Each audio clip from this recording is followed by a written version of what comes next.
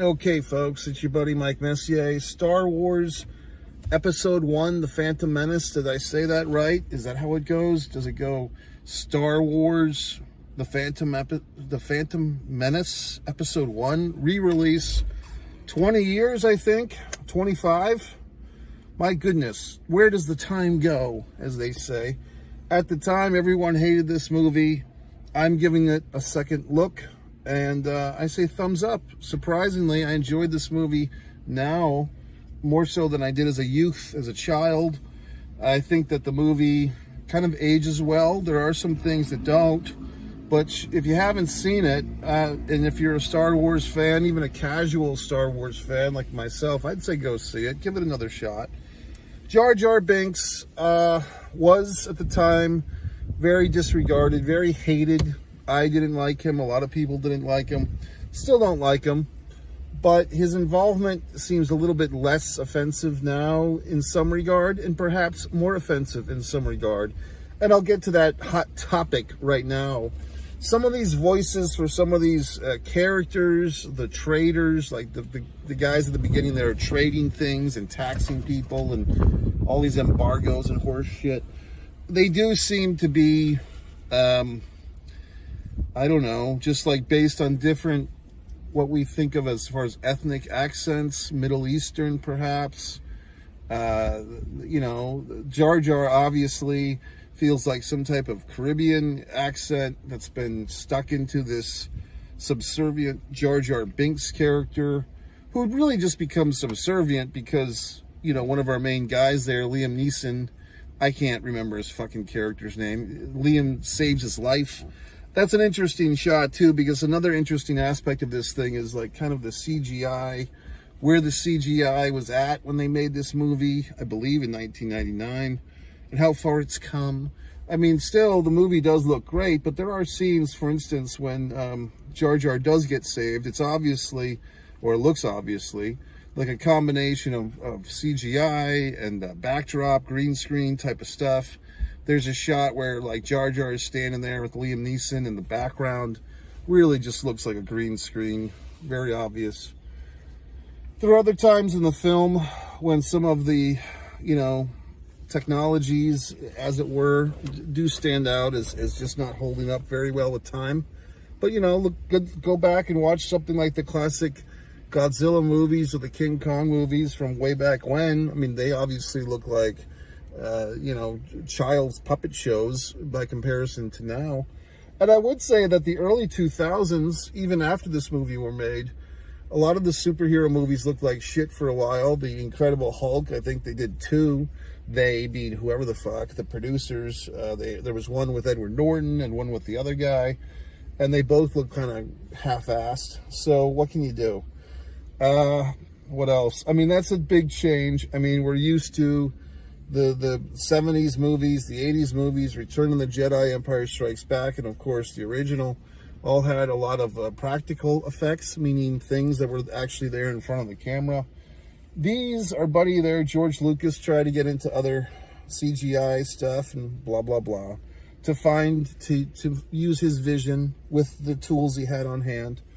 Natalie Portman, of course, stands up quite well. I mean, I don't know her age back then. Maybe she was 25 or so, but she obviously was at the height of her popularity, her beauty, one might say. Of course, she's always looked younger than she is. And another thing with Natalie Portman is her character. I mean, knowing that in a couple of years they'd be making the follow-up to this one, where her character would kind of be romantically involved with Anakin as he's getting older, and their age difference would be, you know, okay, because they'd both be whatever is the legal age in a galaxy far, far away. But there's these seeds of romance that we have to see in this one. Dare we call it grooming? I mean, by today's standards, you'd call it grooming, but back then, you know, nobody used that term as much, or whatever the fuck. But it's obviously like this poor kid, this Jake Lloyd, not poor kid. I mean, he probably had the time of his life making this movie. But although he's just this, you know, scruffy, you know, ragamuffin kid, kind of like putting, yes, I get it. He's the chosen one. He's Darth Vader. All these things that are going to be in the future. But at the time, he's just this scrappy little never-will-do 8-year-old, 9-year-old. And yet, at the same time, if you're paying attention and you know what's going to happen next in the movies, there's got to be some seeds planted of romance, because that's going to be like the whole big thing for the next one, right? Is his character is going to grow up a few years. You know, the princess or whatever the fuck, Padwin or whatever her name is, she's going to still look great, and they're going to have this big romantic endeavor. And does he use her status to kind of climb up the social ladder? I can't remember, folks. But the point is, in this one, knowing where they're going to go with that, story-wise, you have to plant some seeds, don't you? Of some type of fondness. I mean, they tell each other they care about each other and all this stuff. And yes, in this one, it does seem like, you know, just like a babysitter with a kid. But, I mean, they're planting seeds here, folks. So, I mean, what would you call that by today's 2024 hashtag standards? I don't know. But back then, it is what it fucking is, folks. I mean, it really wouldn't work the other way if this had been an 8 or 9-year-old female character and a, you know, 20-something male character. This movie would not be printed, okay, with these seeds of romance. People would take a lot more interest in that and not tolerate it. But because we know where this movie is headed with the sequel, well, we all know where it's headed now, don't we?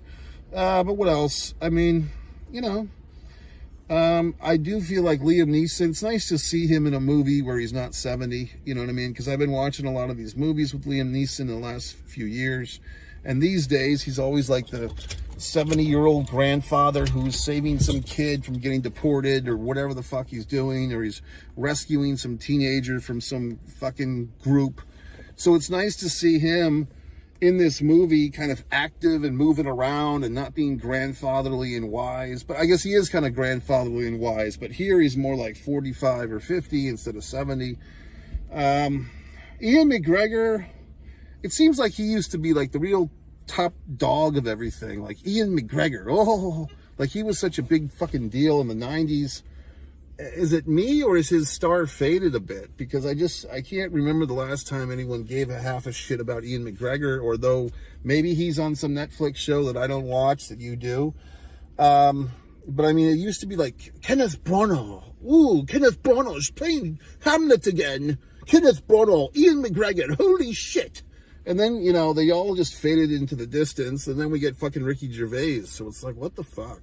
So I don't know what's going on with Ian McGregor, but he used to be the big fucking deal, playing the younger Obi-Wan.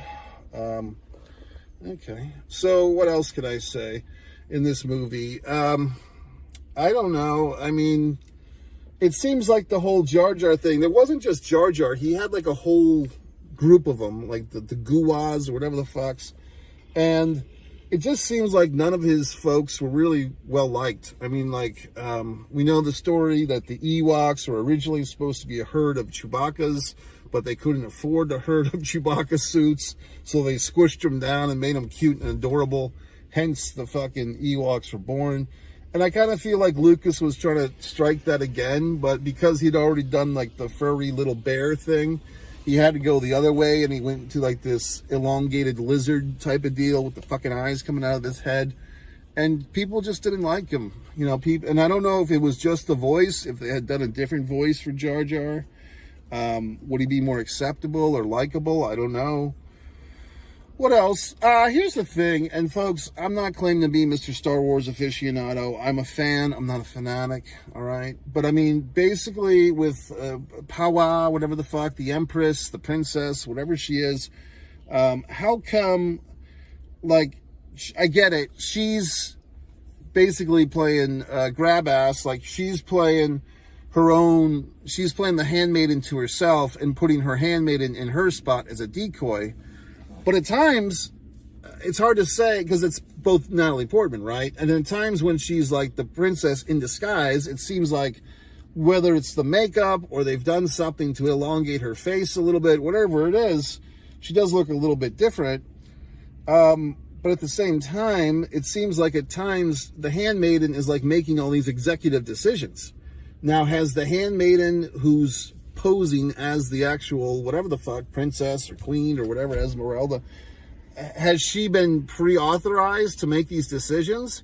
Because it kind of seems like she's making some decisions on the fly that Portman, if she's the real fucking deal here, as the Pedwa, she's just sitting off on the sidelines, letting her handmaiden, like, wing it. I mean, that's where I get a little bit off-put, because I get it. I like that technique of, like, oh, you know, this is, the handmaiden is the decoy, and the real one's going off into all these adventures and falling in love with an 8-year-old and all this horse shit. But it's like, well, wait a minute. How is the handmaiden making all these decisions then? Okay, just a thought. You can fucking comment and explain it to me, all right? What else? The pod race. I remember when I first saw this movie, it seemed like this pod race thing was insufferable, and it just took forever. But upon watching this movie this time around, I don't mind. In fact, to break kayfabe a little bit, this is the second time I've seen The Phantom Menace in this re-release. A week and change ago, I had lost my phone. I was in the process of getting a new one, and I couldn't do my review then. But I saw the movie again today. It's a matinee. And folks, this is like 6:50 at night. This, like, when we're doing this right now between me and you. It's about 6:30 p.m. and it's still bright and sunny here in Florida, okay, which is nice. What else? The whole thing with the yellow eyes guy and the emperor and all this horse shit, I watched some YouTube video on that. So that's the thing, right? He's like the trusted guy, but he's really the Dark Lord or whatever the fuck. I don't know. Samuel Jackson gets some good lines in. It seems like Samuel Jackson took great pride in his acting in this. Like, he's like, you know, they always come in two, the mentor and the protege. But which one did we kill? And like, Samuel Jackson took such great pride in his fucking little cameo in this thing, thinking he'd be the star of the next one, which he wasn't. What else? Oh, the guy, see, I never saw this movie, but I'm familiar with Willow. You are great. So that fellow, I didn't say little fellow, just that fellow is basically like a glorified cameo in this thing. Was he in either of the other two? But he's in this for like a minute. You know what I mean? I do find that interesting in some of these Star Wars films,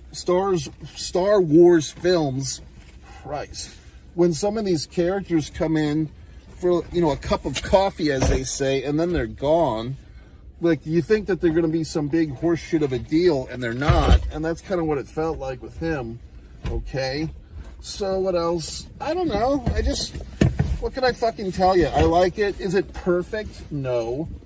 It's not a perfect movie. I mean, obviously, with all these things going on, knowing he's going to make all these goddamn sequels, I'm kind of surprised, maybe you are too, that at this time, whenever they went into production, 97, 98, you kind of would think to save money and expedite things, they would have just gone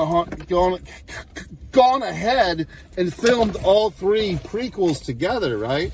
But as far as I know, they did not. I mean, did they do that with the second and third one? Because they seem to, like, just trying to organize things. They seem to downplay Jar Jar in the second and third one based upon response from the angry asshole Star Wars fans at the time. I could be wrong on that. But it does seem like back in this era of Star Wars production, they were still making these movies and then waiting 2 or 3 years and then making another one, unless I'm forgetting something. So what can I say? I'm trying to think if I ever... Oh yeah, the whole Darth Vader as like a Christ baby, like he has no father. He is the Force, like he's the Force personified. The Force decided to come to life in the fucking image of a, you know, blonde-haired kid. And so he has no father. He's the virgin birth. Okay. But yet he's going to go to the dark side for a good portion of his life until basically the end of it. I don't know. I mean, it's like, so now we're supposed to accept that Darth Vader is like this messianistic character gone askew.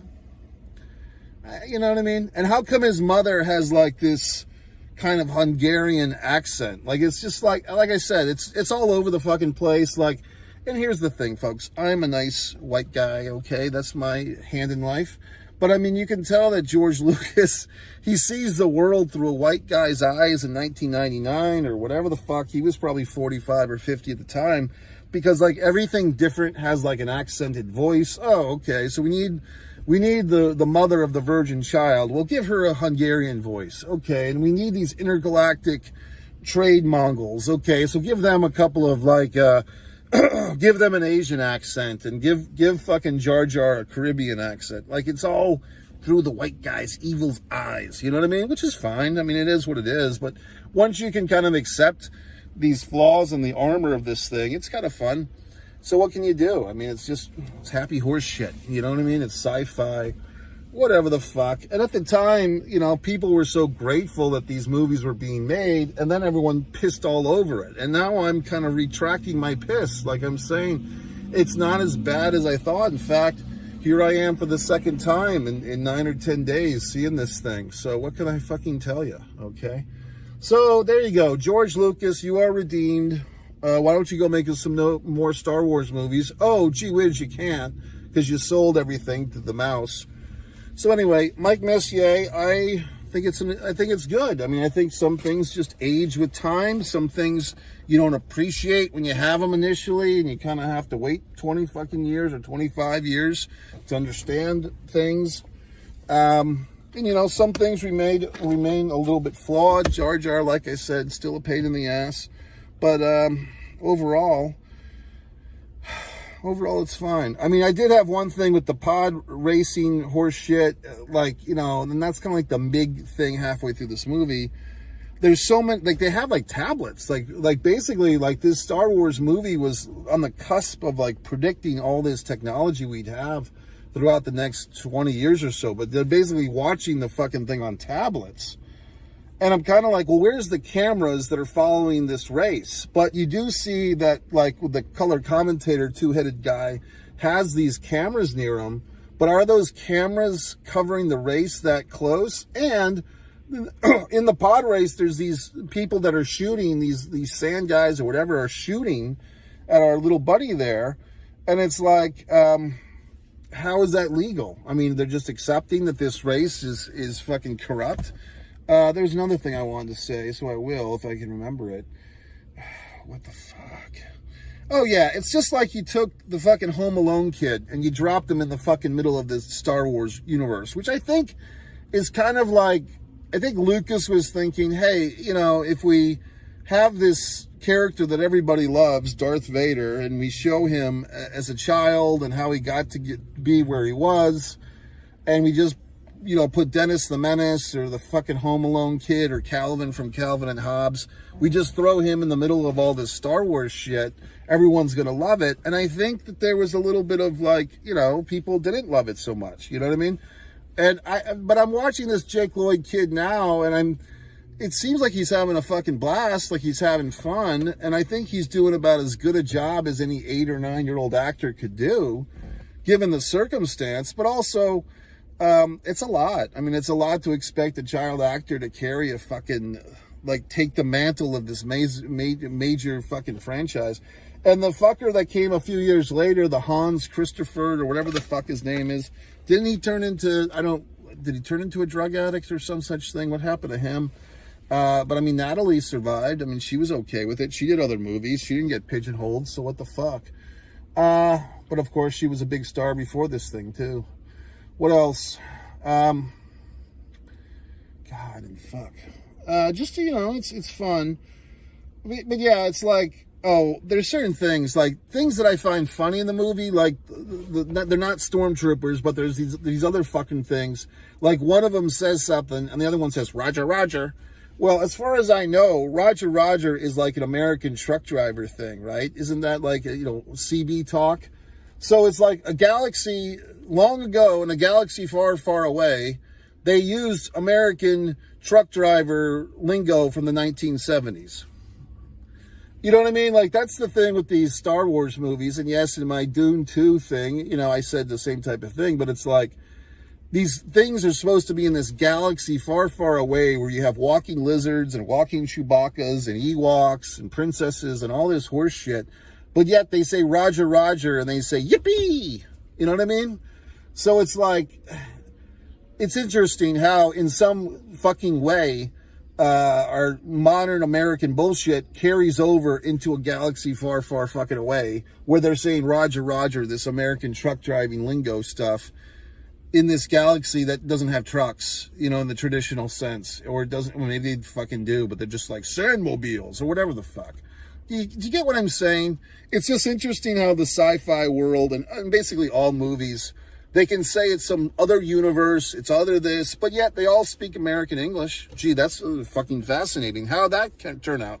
How'd that come out to be, folks? But then when I have seen a movie, and there was a movie a few months ago, not the Sasquatch Sunset, another one, where like the characters were speaking some, they called it a found language, like some bullshit language that made no sense, and you had to read subtitles at the bottom. That sucks too. You know what I mean? Like that's even worse. So I guess of the two options, I'd rather take the conceit of, yes, we know it's a galaxy far, far away, Mike, but these characters just happen to speak English without a fucking Australian accent or whatever the fuck, so you can understand them.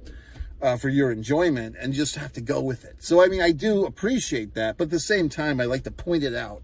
Okay, folks, that's it. Go to MikeMessier.com. You can buy all my books. Do everything I say. Buy my books. You can stand me on social if you want, or don't. And you can do everything I want. You can subscribe or not. Mike